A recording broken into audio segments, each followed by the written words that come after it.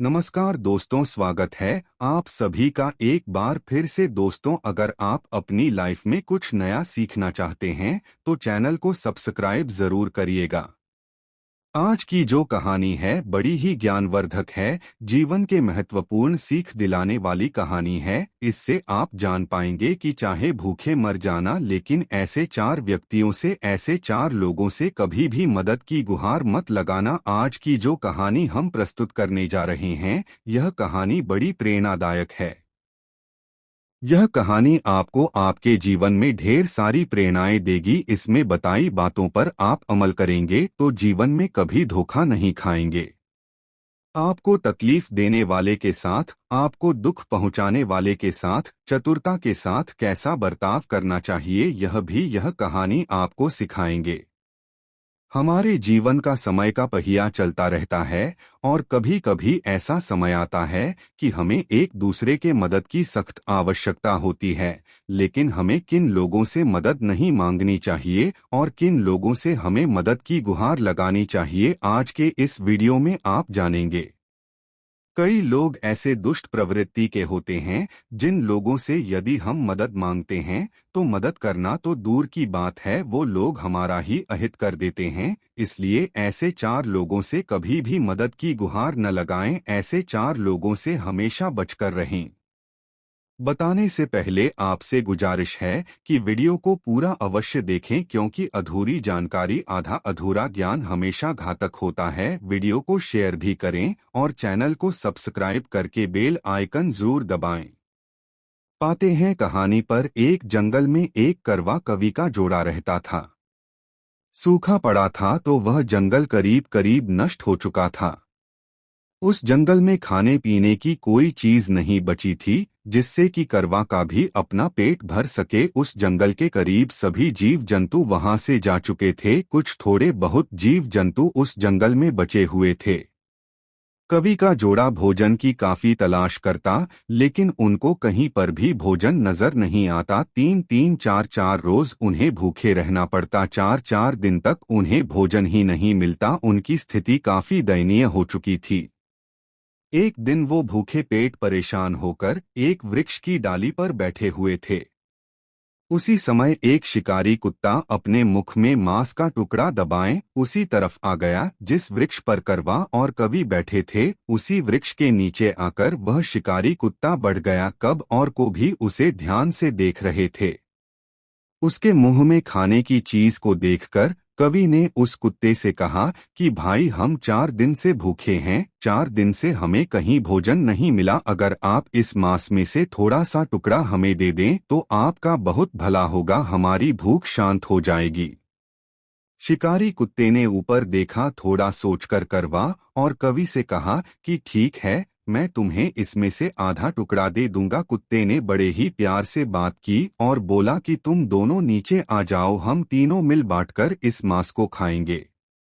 दोस्तों कहते हैं ना कि बेईमान के दो निशानी, नीचे गर्दन मीठी वाणी। यह दुष्ट लोगों की निशानी होती है, बेईमान लोगों की निशानी होती है। उनकी वाणी हमेशा मीठी होती है ताकि सामने वाले को कभी ऐसा एहसास भी न हो कि हमारे साथ ये कुछ गलत करने वाला है। इसलिए वे अपने वाणी में मिठास रखते हैं। वे बड़े विनम्रता से बात करेंगे, उनकी गर्दन हमेशा नीचे रहेगी। आपको यह एहसास भी नहीं होगा कि सामने वाला हमारे साथ कभी गलत भी कर सकता है। तो इसलिए कहावत बिल्कुल सही है कि बेईमानी की दो निशाने, नीचे गर्दन मीठी वाणी। और इसी तरीके से वो कुत्ता भी कवि से बात कर रहा था, बड़े प्रेम से करवा और कोभी को भोजन करने बुला रहा था, कह रहा था कि नीचे आ जाओ, हम तीनों मिल बांटकर इस मांस को खाएंगे।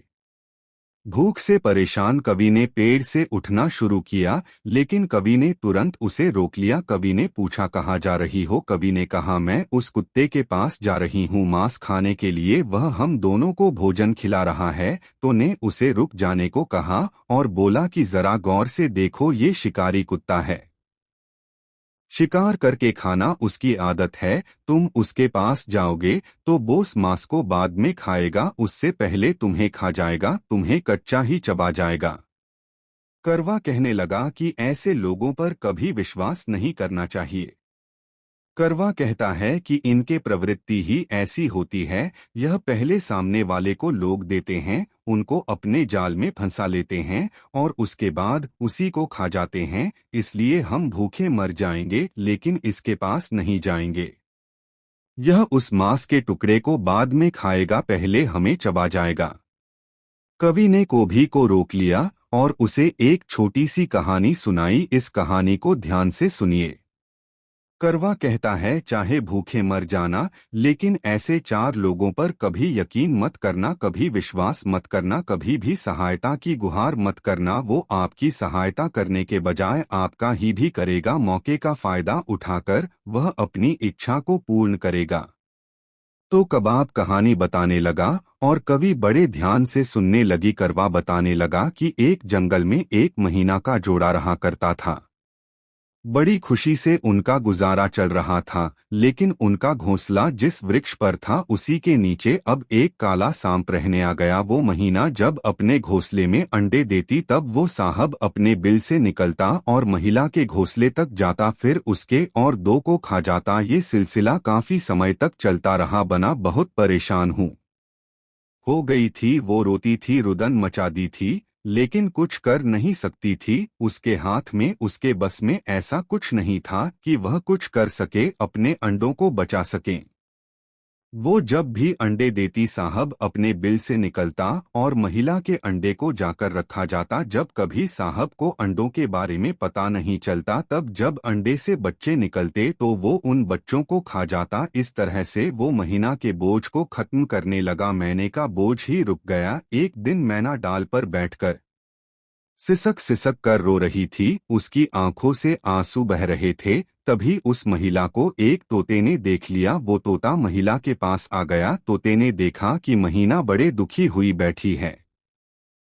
तब उसने पास आकर मेहनत से पूछा कि महीना, क्या बात है, तुम रो क्यों रही हो, तुम बड़े दुखी नजर आ रही हो। तब महिला ने उस तोते को वो सारी कहानी सुनाई। वो कहने लगी कि इसी वृक्ष के नीचे एक बिल है, उसमें काला सांप रहता है और मैं जब भी अंडे देती हूँ तो उन अंडों को वह सब खा जाता है।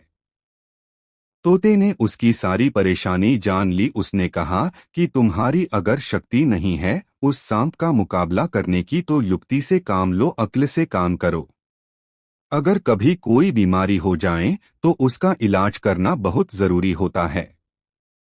अगर समय पर उसका इलाज नहीं किया जाए तो धीरे धीरे वह बीमारी बड़ा रूप लेती है, खतरनाक साबित होती है, जानलेवा बन सकती है। तोते ने कहा कि आज तो यह सिर्फ तुम्हारे खा रहा है, कल को अन्य जीव जंतुओं के अंडों को खाना शुरू करेगा, उनका भी वंशीय खत्म कर देगा, इसलिए इसका इलाज होना बहुत जरूरी है। तोते ने महिला से पूछा कि अगर इसको यहाँ से कहीं दूर भेज दिया तो मैं ना कहने लगी कि वो दूर तो चला जाएगा, लेकिन वहाँ जाने के बाद भी यह अन्य पक्षियों का बोझ खत्म करेगा, उनके अंडों को खा जाएगा, उनके बच्चों को खा जाएगा। ठीक है, दूसरी तरकीब निकालता हूँ, तोता बोला और कुछ सोचने लगा, अपना दिमाग चलाने लगा। फिर अचानक से बोला कि अगर इसको नष्ट कर दिया तो ना बोली, अगर यह नष्ट हो जाए तो बहुत ही अच्छा, सभी जीव जंतु सुख शांति से रह सकते हैं, लेकिन इसे मारेंगे कैसे। टोपे ने मेरा से कहा कि तुम फटाफट मेरे साथ चलो, हम एक झील पर जाना है, हम उस झील से कुछ मछलियां लेकर आएंगे। तब मैना पूछने लगी कि मछलियां नहीं आप खाते हो न मैं खाती हूँ, फिर मछलियां क्यों। तब तोता बोला कि हम नहीं खाते हैं, लेकिन फिर भी इस सांप को नष्ट करने के लिए हमें मछलियों की जरूरत पड़ेगी। मुझे कुछ तरकीब सूझी है जी, इससे हम उस काले शव को ठिकाने लगा सकते हैं। फिर दोनों उड़कर झील पर चले गए। झील से काफी सारी मछलियां पकड़कर उन्हें लेकर वापस आ गए।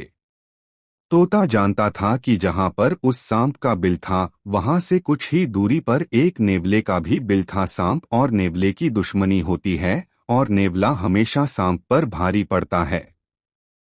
अब टूटे और महिला ने नेवले के बिल पर एक मछली रख दी, उससे आगे दूसरी मछली रख दी, उससे आगे तीसरी रख दी। इसी तरह से क्रमशः नेवले के बिल से मछलियों की कतार लगाते हुए सांप के बिल तक ले गए। नेवले के बिल से साहब के बिल तक मछलियों की कतार लगा दी। जब नेवला अपने बिल से बाहर निकला तब बाहर निकलते ही अपने बिल के मुख पर उसको मछली नजर आई। नेवला उस मछली को खा गया। जब वो थोड़ा आगे और चला तब उसको दूसरी मछली मिल गई। उसने वो भी खा ली और वो और आगे बढ़ा, उसे फिर तीसरी मछली मिल गई। फिर आगे गया तब चौथी मिल गई। इस तरह से नेवले को लगातार मछलियां मिलती गई और नेवला उन्हें खाता हुआ सांप के बिल तक पहुंच गया। जैसे ही सांप के बिल पर नेवला पहुंच गया तो उसने देखा उस बिल के मुख पर भी एक मछली रखी हुई है। उस मछली को भी नेवला खा गया। फिर नेवले ने सोचा कि इस बिल के अंदर भी जरूर कुछ न कुछ खाने को मिलेगा। यही सोचकर नेवला सांप के बिल में प्रवेश कर गया। सांप के बिल के अंदर जाकर उसने देखा कि वहां पर एक बाला साहब बैठा हुआ है। सांप और नेवले की दुश्मनी तो आप जानते हैं, तो साहब को देखते ही नेवला चिढ़ गया। दोनों में झगड़ा शुरू हो गया। नेवले ने जोरदार हमला करके सांप को मार डाला। साहब के टुकड़े टुकड़े कर दिए। शाम खत्म हो गया। तोता और मैना वृक्ष की डाली पर बैठकर जायजा ले रहे थे, नेवले पर ध्यान रख रहे थे। जब नेवला साहब को खत्म करने के बाद बिल से बाहर आया तब तोता मैना ने देखा कि नेवले का मुख पूरा खून में सना हुआ है। नेवले का मुख खून में सना देखकर तोता और मैना समझ गए कि साहब का काम तमाम हो चुका है। उन्होंने ने धन्यवाद दिया। उनकी आवाज सुनकर नेवले ने वृक्ष की तरफ देखा। उसने देखा कि वहां तोता मैना बैठे हुए हैं और वे उसे धन्यवाद दे रहे हैं। तब नेवले ने पूछा कि भाई तुम लोग मुझे धन्यवाद क्यों दे रहे हो। तब तोते और महीना ने पूरी घटना ने उन्हें को सुनाई कि किस तरीके से उस दुष्ट सांप ने बिना के सभी बच्चों को खा लिया, उसका वश खत्म कर दिया। आगे करवा अपने कवि से कहने लगा कि इस तरीके से उस सांप का खात्मा हुआ तो दोस्त के साथ दुष्टता ही करनी चाहिए। अपनी शक्ति कम बढ़ जाए तो युक्ति से काम लेना चाहिए। और ऐसे ही 4 प्रकार के दुष्ट लोग होते हैं जिनसे कभी भी मदद की गुहार नहीं लगानी चाहिए। वो बताने लगा, पहला, जो आपका जन्मजात शत्रु हो, जो आपका दुश्मन हो। आपके दुश्मन से अगर आप मदद की गुहार लगाते हैं तो वो आपकी कभी भी मदद नहीं करेगा। आपकी मदद करने की बजाय आपका अहित सोचेगा कि इसका पतन कैसे किया जाए, इसको नष्ट कैसे किया जाए। इसलिए अपने दुश्मन से कभी भी जीवन में मदद की गुहार मत करो। अपने दुश्मन से हमेशा बचकर रहें। दूसरा व्यक्ति होता है जो खुद ही मदद की तलाश में हो। ऐसे व्यक्ति से अगर आप मदद मांगते हैं तो वह आपकी कभी मदद नहीं कर सकेगा, क्योंकि वो खुद ही मदद की तलाश में है। वो खुद ही चाहता है कि उसकी कोई मदद करे। वो आपकी क्या मदद करेगा, वो उस काबिल ही नहीं होता कि किसी की मदद करें। तीसरा, जो अंधकार से घिरा हुआ व्यक्ति होता है उसे कभी मदद नहीं मांगनी चाहिए। अंधकार से घिरा व्यक्ति कठिनाइयों में फंसा होता है। ऐसे व्यक्ति से मदद की उम्मीद करना बेकार है। चौथा, जो नशे में मतवाला हो, जो नशे में डूबा हो, ऐसे व्यक्ति से कभी भी मदद नहीं मांगनी चाहिए। अगर आप नशे में धुत लोगों से मदद मांगेंगे तो उसकी मदद पाकर भी आप किसी परेशानी में फंस सकते हैं। उदाहरण के तौर पर अगर आप किसी नशे में धुत व्यक्ति से लिप्त मानते हैं और उसकी गाड़ी में बैठ जाते हैं तो हो सकता है उसकी गाड़ी का आगे जाकर एक्सीडेंट हो जाए, क्योंकि नशे में उसको यह सूट बूट नहीं रहती है कि वह गाड़ी कैसे चला रहा है। इसलिए ऐसे व्यक्तियों से भी कभी मदद नहीं मांगनी चाहिए। जो नशा करके कुछ भी कार्य करता हो, ऐसे व्यक्ति से कभी मदद नहीं मांगनी चाहिए। नशे में उस व्यक्ति ने दिया हुआ वचन उसको याद नहीं रहता, इसलिए ऐसे लोगों से कभी भी मदद की गुहार न लगाएं। आज की कहानी यहीं खत्म होती है। आज की कहानी हमें यह सीख देती है कि ऐसे 4 लोगों से कभी मदद की गुहार न करें, उनसे कभी भी मदद की उम्मीद न करें, वरना आप और भी बड़ी मुसीबत में फंस सकते हैं। इन बातों को याद रखकर अमल करोगे तो जीवन में कभी धोखा नहीं खाओगे। उम्मीद करते हैं आपको कहानी पसंद आई होगी। ऐसे ही अच्छे से दिलाने वाली कहानियाँ सुनने के लिए चैनल को सब्सक्राइब करें, बेल आइकन को प्रेस करें। धन्यवाद।